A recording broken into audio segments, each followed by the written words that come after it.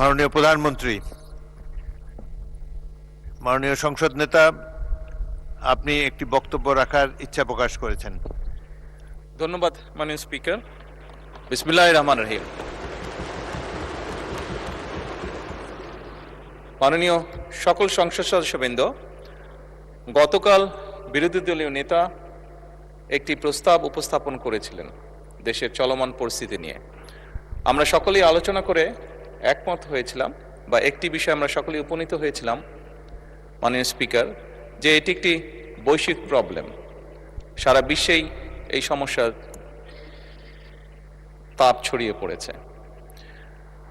মাননীয় বিরোধী দলীয় নেতা ওনার বক্তব্যে বাংলাদেশের এটি যে কনসার্ন সেটি এক্সপ্রেস করেছিলেন উনি,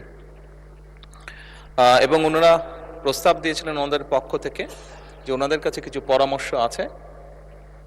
সরকারি দল এবং বিরোধী দল আমরা একসাথে সেই বিষয়গুলি নিয়ে কাজ করতে পারি।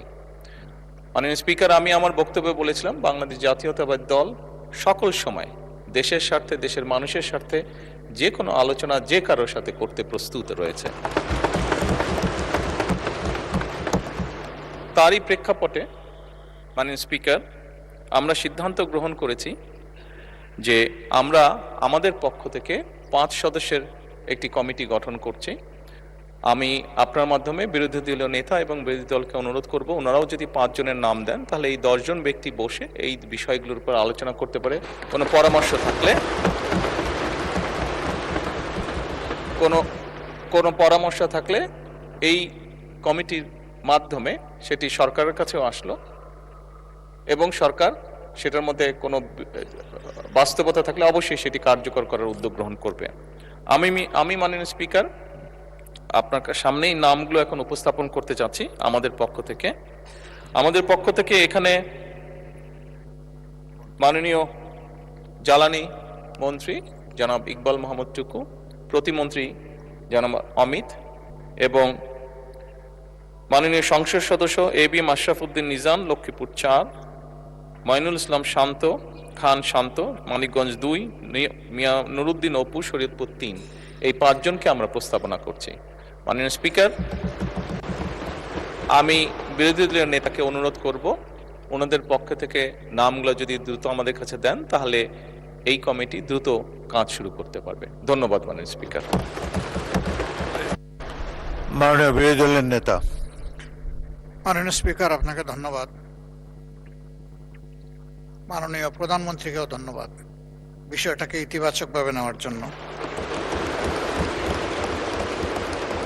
আমরা আশা করি এই সংসদ জাতীয় সকল সমস্যা সমাধানের কেন্দ্রবিন্দু হবে ইনশাআল্লাহ, এবং আমরা মনে করি এই সংসদের জন্য এটি একটি নবযাত্রা। এটাকে আমি সাধুবাদ জানাই, এবং আমরা শীঘ্রই ইনশাআল্লাহ নামগুলা পেশ করব। ধন্যবাদ সবাইকে। মাননীয় সংসদ নেতা, কমিটির একজন সভাপতি প্রয়োজন। মাননীয় স্পিকার, স্বাভাবিকভাবেই যাতে গৃহীত সুপারিশগুলো বাস্তবতার আলো দেখতে পারে সেজন্য আমরা প্রস্তাব করছি যে মাননীয় মন্ত্রী, জ্বালানি মন্ত্রী ইকবাল মোহাম্মদ টুকু, ওনাকে এই কমিটির সভাপতি করা হোক। ধন্যবাদ। ধন্যবাদ মাননীয় সংসদ নেতা। আশা করি অতি অল্প সময়ের মধ্যে মাননীয় বিরোধী দলের নেতা তার 5 জন সদস্যের নাম দেবেন, কারণ এই সংসদ এই মাসের শেষেই বিরতি দেবে। আপনাদের এই বক্তব্যের ফলে জনগণের মনে অনেক আশার সঞ্চার হয়েছে।